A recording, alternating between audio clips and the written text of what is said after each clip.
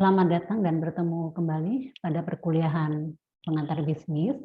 Hari ini kita sudah memasuki pertemuan kedua dan topik yang akan kita bahas bersama, yang akan kita pelajari adalah tentang sistem perekonomian dan pengaruhnya terhadap bisnis.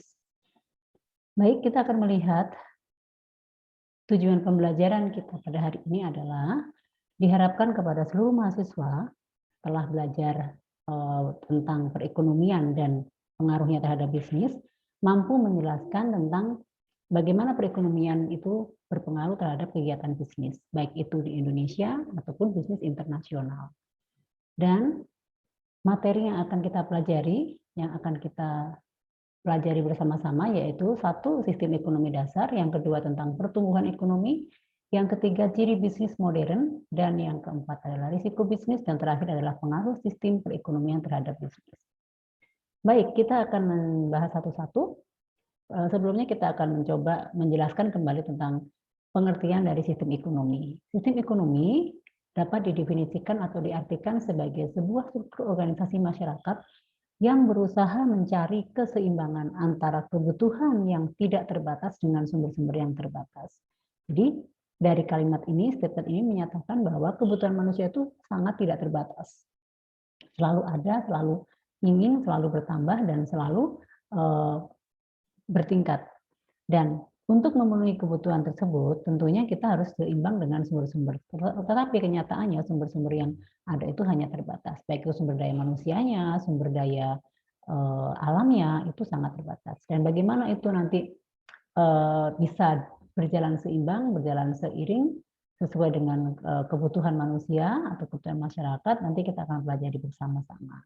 Nah, tujuan dari sistem ekonomi adalah bagaimana menggunakan resource itu adalah sumber daya alam ataupun sumber daya manusia untuk menghasilkan produksi dan mengalokasikan produk tersebut. Artinya dengan sumber daya yang ada itu bagaimana bisa menghasilkan dan mampu memenuhi kebutuhan manusia atau kebutuhan masyarakat.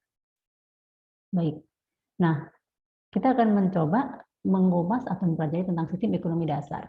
Nah, di dalam teori atau pandangan beberapa pakar, sistem ekonomi dasar itu dibedakan menjadi tiga. Yang pertama itu kapitalis, komunis, dan sosialis. Pada sistem ekonomi dasar kapitalis itu menganut beberapa hal, ya. Kapitalis itu lebih banyak ke free enterprise atau private enterprise. Yang kedua itu laissez-faire approach, mean-led people, artinya membiarkan manusia atau masyarakat itu bebas melakukan bisnis atau melakukan aktivitas berbisnisan. Dan di sini yang pertama tadi ada free enterprise, jadi ada kebebasan, ada semua punya hak untuk melakukan bisnis. Dan yang ketiga adalah business people compete. Compete artinya adanya persaingan, karena banyak yang bermain berbisnis dalam sistem kapitalis ini, maka tentu akan terjadi persaingan di antara pelaku bisnis. Nah, yang berikutnya adalah adanya keseimbangan ekonomi yang diatur sendiri. Nah, karena adanya kebebasan, adanya bisnis itu menjadi sesuatu yang lumrah dan bisa dilakukan oleh setiap orang, dan adanya kebebasan, maka sistem ekonominya bisa diatur sendiri. Nah, di sini terjadilah antara yang kuat dan yang lemah itu terjadi di sini. Artinya semakin mereka punya harta, semakin mereka punya kekayaan, semakin mereka punya kekuatan dalam berbisnis, maka dia akan menguasai, ya kan? Dan di sini akan terjadi karena banyaknya persaingan, banyak pelaku bisnis, dan semua orang bisa menentukan mengatur perekonomiannya sendiri, maka akan terjadi cost and price and kadang turun naik, nah, kadang inflasi, kadang itu, dan bagaimana meningkatkan kualitas itu harus didukung, harus dorong terus untuk bisa mengimbangi perbisnisan tersebut. Nah, dalam sistem kapitalis ini maka muncullah ekonomi pasar. Nah, ekonomi pasar itu ya berarti akan terjadi pertemuan atau bisnis yang terjadi antara konsumen dan produsen. Nah, berikutnya adalah sistem komunikasi dasar yang kedua adalah tentang atau terkait dengan sistem ekonomi berdasarkan komunis. Di sini, jadi kita berbicara komunis ini bukan berarti komunis dalam arti negatif untuk sesuatu yang ditentang, ya, misalnya seperti di Indonesia, bukan itu. Tetapi sistem ekonomi menganut sistem komunis. Komunis itu artinya bahwa semua alat produksi atau sumber-sumber ekonomi adalah milik bersama di bawah pengawasan pemerintahan. Artinya semua aset yang ada di negara ini ya di negara itu dipantau atau diawasi oleh pemerintah, tetapi bisa digunakan untuk semuanya. Jadi setiap orang, siapapun boleh melakukan atau menggunakan sumber-sumber daya yang ada di negara tersebut, tapi dalam pantauan pemerintah.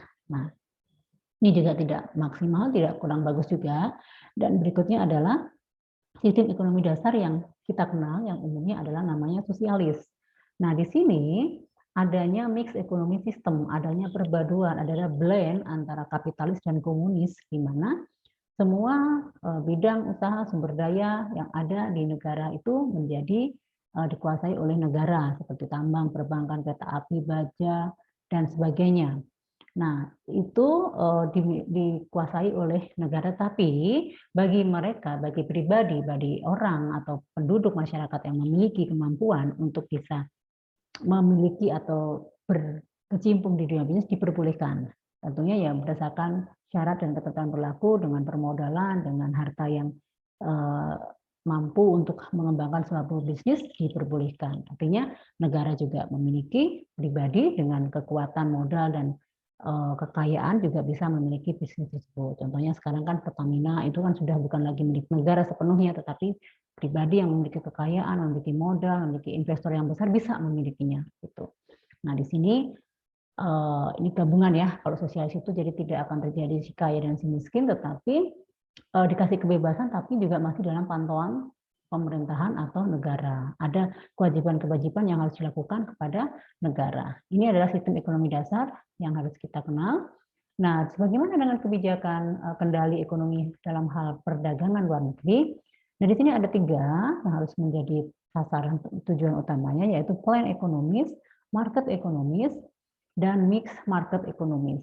Dari plan ekonomis itu di sini ada sebuah planning, perencanaan yang sudah diatur oleh pemerintah, di mana pemerintah akan mengawasi kegiatan ekonomi dan semua faktor berupa labor, capital, ya kan, entrepreneur, dan natural resource. Pemerintah mengatur semuanya, mengatur alokasi dari sumber-sumber daya yang ada. Jadi ada pantauan, tapi juga di planning untuk kebijakan-kebijakan, karena nanti kalau misalnya menyangkut perdagangan luar negeri itu kan harus ada prosedur alur yang memang ada menjadi batasan, menjadi kewajiban pelaku bisnis yang akan masuk ke Indonesia atau negara.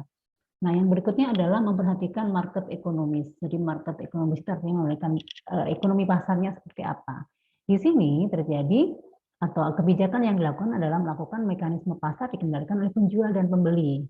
Pasar itu bertemunya pembeli dan penjual. Maka di situ mekanismenya, sistemnya, teknisnya diatur oleh penjual dan pembeli.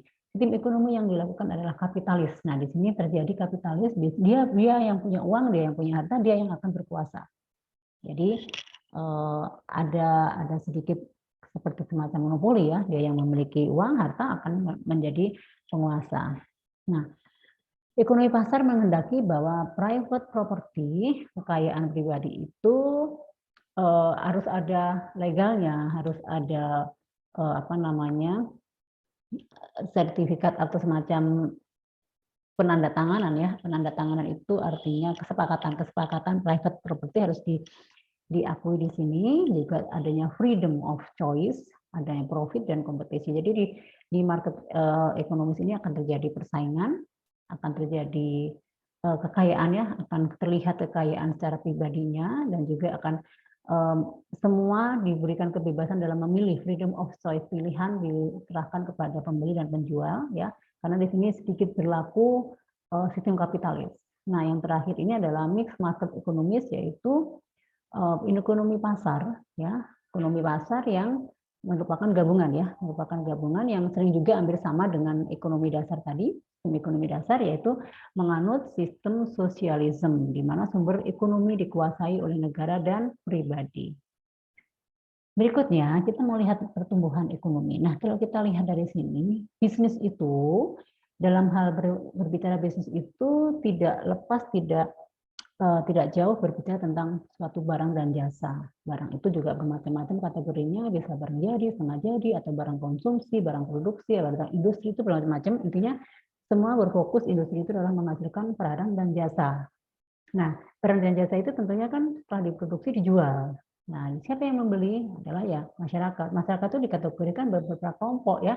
Yang pertama pemerintah. Ada produk-produk bisnis yang memang dikhususkan untuk pemerintahan. Ada produk-produk atau barang jasa yang memang dikhususkan untuk konsumen seperti kita semuanya ini. Ada juga produk-produk industri bisnis itu berupa barang dan jasa itu yang harus B2B, bisnis ke bisnis, yaitu industri, barang setengah jari dan sebagainya. Ada juga barang dan jasa yang memang diperuntukkan oleh orang asing. Nah, dari kelompok pembeli ini itu menentukan pertumbuhan ekonomi. Siapa pelaku terbesar yang memberikan sumbangsih, yang memberikan pengaruh terhadap pertumbuhan ekonomi? Dilihat dari daftar ini, ternyata posisi terbesar adalah konsumen. Seperti kita, masyarakat itu adalah penyumbang atau yang mempengaruhi pertumbuhan ekonomi. Nah, konsumen itu adalah 60%. Memang bisnis itu, barang dan jasa itu memang diperuntukkan untuk kepentingan masyarakat umumnya. Nah, di sini orang asing itu ya seperti investor, bule dan sebagainya itu hanya 1% mendudukinya. Bisnis, pelaku bisnis 14% dan pemerintah 20%. Kita lihat apa yang dimaksud dengan pertumbuhan ekonomi. Yang jelas dalam pertumbuhan ekonomi itu terlihat dalam bisnis itu kalau dinyatakan bagus, pertumbuhan ekonomi bagus itu kalau dalam bisnis itu mampu menyerap tenaga kerja 85%.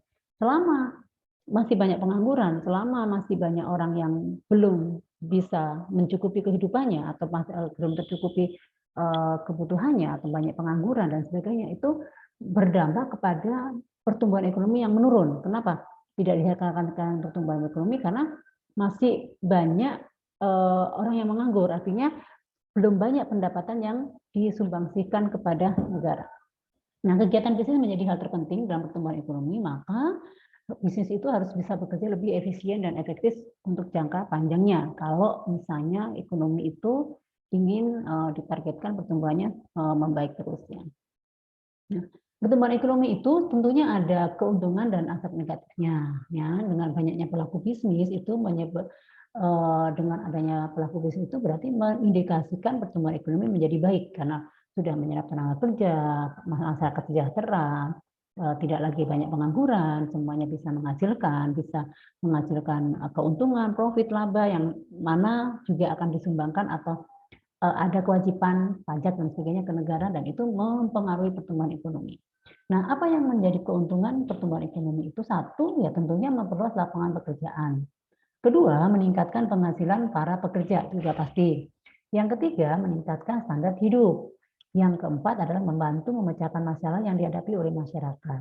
Nah, sementara aspek negatifnya, yang pertama menimbulkan masalah bagi kelestarian lingkungan. Nah, ini buktinya apa? Karena banyaknya pelaku bisnis, industri-industri kalau kita lihat itu ada beberapa, ya kita tidak menyatakan semuanya. Ada beberapa yang tidak memperhatikan kelestarian lingkungan, misalnya adanya banyaknya limbah, polusi udara, rumah kaca dan sebagainya itu menyebabkan rusaknya lingkungan. Nah, ini makanya dijauhkan dari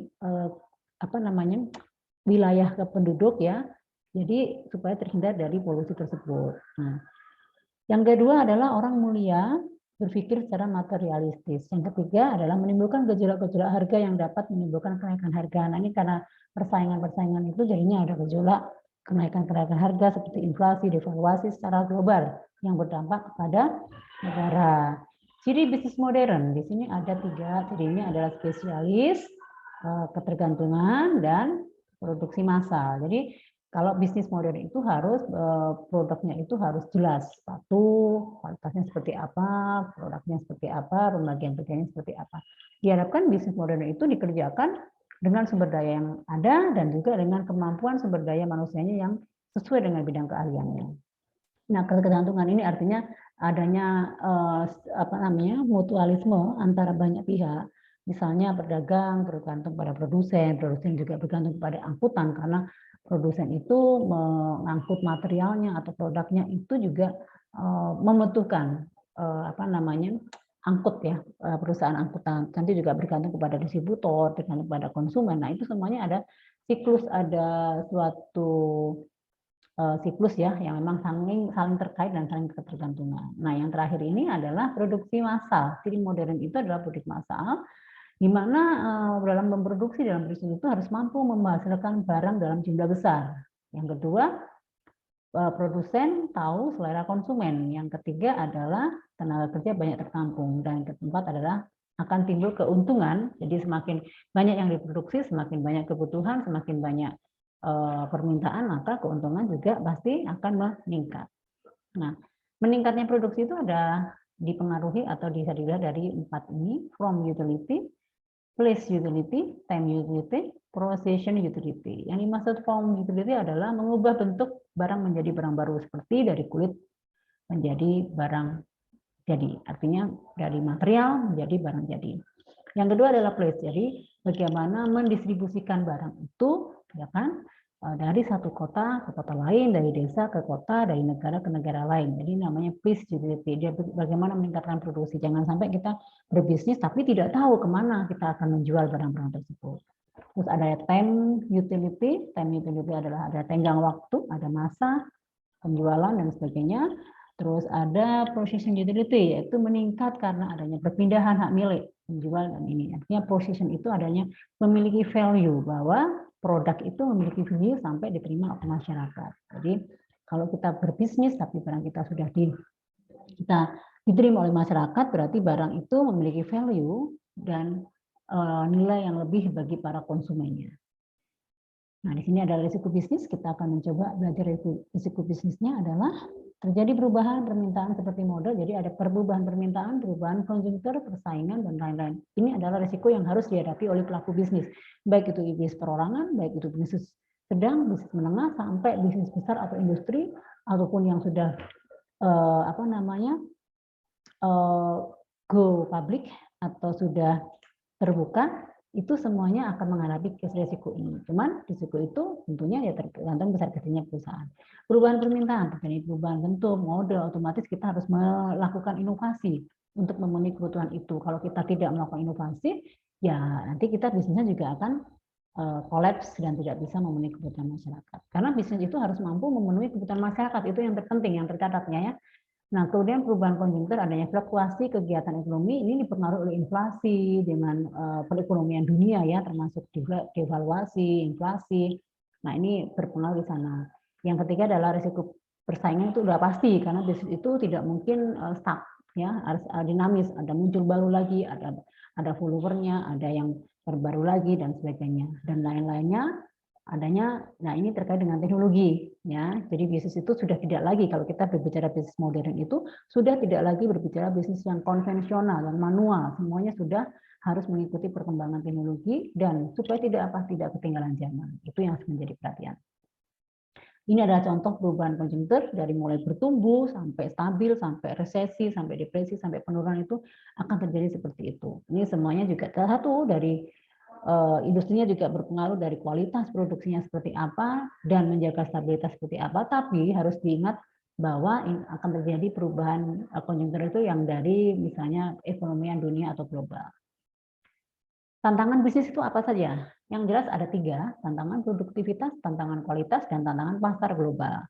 Yang dimaksud tantangan produktivitas adalah untuk memproduksi itu harus membutuhkan mesin-mesin, harus selalu melakukan research and develop, harus melakukan atau penggunaan robot supaya mempercepat dan efisiensi, dan juga mendevelop manajemen. Jadi manajemen itu baik sumber dayanya perlu didevelop. Supaya apa? Supaya produktivitas itu lebih meningkat. Kalau misalnya kita memiliki sumber daya yang tidak sesuai dengan kebutuhan, itu akan menghambat produktivitas. Maka yang bekerja itu harus spesialis atau spesifik dengan bidang keahliannya di situ.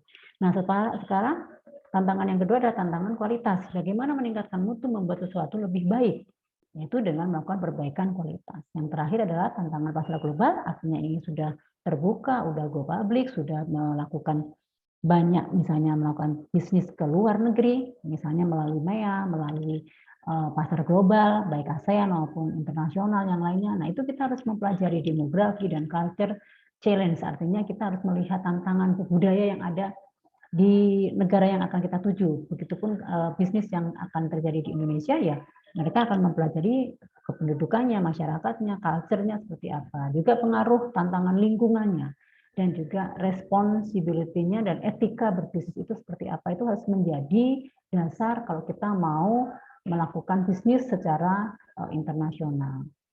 Nah, sekarang pengaruh sistem perekonomian terhadap bisnis itu apa? Yang pertama, sudah dijelaskan bahwa sistem ekonomi adalah sistem yang digunakan oleh suatu negara untuk mengalokasikan sumber daya yang dimilikinya, baik kepada individu maupun organisasi di suatu negara.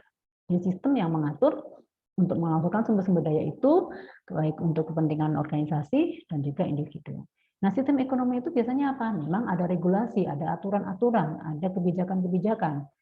Ya, misalnya bagaimana kewajiban pelaku bisnis terhadap negara yang untuk kepentingan masyarakatnya itu sudah diatur dalam kebijakan. Bagaimana bisnis-bisnis atau investor dari asing itu masuk ke Indonesia itu sudah diatur semuanya. Yang jelas untuk kepentingan perekonomian, pertumbuhan ekonomi negara menjadi lebih baik.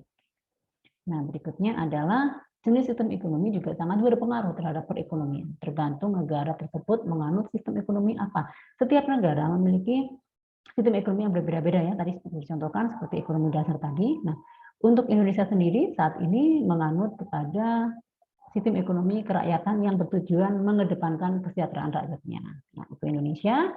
Dan yang berikutnya, sistem perekonomian terhadap bisnis internasional. Apa yang pengaruhnya atau apa yang dilakukan pemerintah untuk menghadapi bisnis internasional? Sistemnya seperti apa? Tentunya pemerintah sudah mengeluarkan kebijakan terkait dengan fiskal dan moneter. Ya, jadi ada banyak yang harus diaturi, yang dipatuhi oleh pelaku bisnis secara internasional atau global atau yang melakukan bisnis di Indonesia.